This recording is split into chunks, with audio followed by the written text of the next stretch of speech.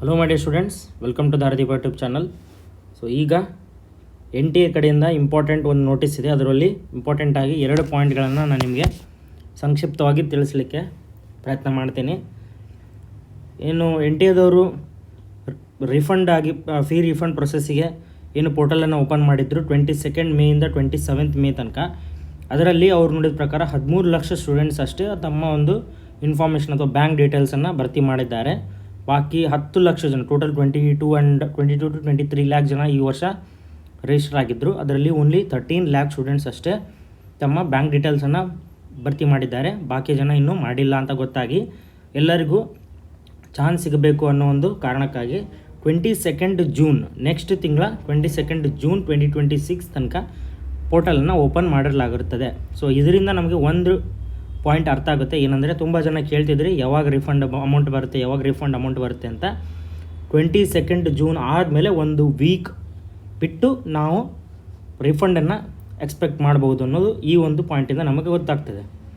So ಇನ್ನೊಂದು extra change ಏನಾಗಿದೆ ಅಂದರೆ steps for secure login with OTP. ಇದು ಮೊದಲು ಇದ್ದಿದ್ದಿಲ್ಲ. ಈಗ OTP ಪಾಯಿಂಟನ್ನು ಎಕ್ಸ್ಟ್ರಾ ಆ್ಯಡ್ ಮಾಡಿದ್ದಾರೆ. ಈಗ ಇದು ಯಾಕಂದರೆ ತುಂಬ ಕಡೆಯಲ್ಲಿ ತುಂಬ ಕಂಪ್ಲೇಂಟ್ಸ್ ಬರ್ತಾ ಇದೆ. ಏನಂದರೆ ಅದೇ ಒಂದು ನೀವು ಎಲ್ಲಿ ಮಾಡಿಸಿರ್ತೀರಲ್ಲ, ಎಲ್ಲಿ ಅಪ್ಲಿಕೇಶನ್ ಹಾಕಿರ್ತೀರಲ್ಲ, ಅವರೇ ಕೆಫೆದವರೇ ತಮ್ಮ ಒಂದು ಡೀಟೇಲ್ಸನ್ನು, ಬ್ಯಾಂಕ್ ಡೀಟೇಲ್ಸನ್ನು ಹಾಕಿ ಅವರೇ ಡೈರೆಕ್ಟಾಗಿ ಸ್ಟೂಡೆಂಟ್ಸು ಅಪ್ಲಿಕೇಶನ್ ನಂಬರ್ ಮತ್ತು ಪಾಸ್ವರ್ಡನ್ನು ಹಾಕಿ ತಮ್ಮ ಬ್ಯಾಂಕ್ ಡೀಟೇಲ್ಸ್ ಹಾಕಿ ಡೈರೆಕ್ಟ್ ಅವರಿಗೆ ಅಮೌಂಟ್ ಬರೋ ಹಾಗೆ ಮಾಡ್ಕೊಳ್ತಿದ್ದಾರೆ ಅನ್ನೋ ಒಂದು ಕಂಪ್ಲೇಂಟ್ನ ಮೇರೆಗೆ NTAದವರು ಈ ಒಂದು ಚೇಂಜನ್ನು ಮಾಡಿದ್ದಾರೆ. ಈ ಒಂದು ಚೇಂಜನ್ನು ನೀವು ಈಗ ಯಾರು ತುಂಬಿಟ್ಟಿದ್ದೀರಲ್ಲ ರಿಫಂಡ್ ಡೀಟೇಲ್ಸನ್ನು, ತಮ್ಮ ಬ್ಯಾಂಕ್ ಡೀಟೇಲ್ಸ್ಗಳನ್ನು, ಅವರು ಈಗಾಗಲೇ ಒಮ್ಮೆ ಸಬ್ಮಿಟ್ ಮಾಡಿದವರಿಗೆ ಈ ಆಪ್ಷನ್ ನಿಮಗೆ ಮತ್ತೆ ಯೂಸ್ ಮಾಡಲಿಕ್ಕೆ ಆಗೋದಿಲ್ಲ. ನಾನು ಮತ್ತೆ ಲಾಗಿನ್ ಆಗಿ ನಾನು ಮಾಡ್ತೀನಿ ಅಂದರೆ ನಿಮಗದು ಬರೋದಿಲ್ಲ. ಇನ್ನೂ ಯಾರು ಬ್ಯಾಂಕ್ ಡೀಟೇಲ್ಸನ್ನು ಹಾಕಿಲ್ಲ ಅವರು ಈ ಒಂದು ಫೀಚರ್ನ ಯೂಸ್ ಮಾಡ್ಕೋಬೋದು ಅನ್ನೋದು ಈ ನೋಟಿಸಲ್ಲಿ ಕ್ಲಿಯರಾಗಿ ಹೇಳಿದ್ದಾರೆ.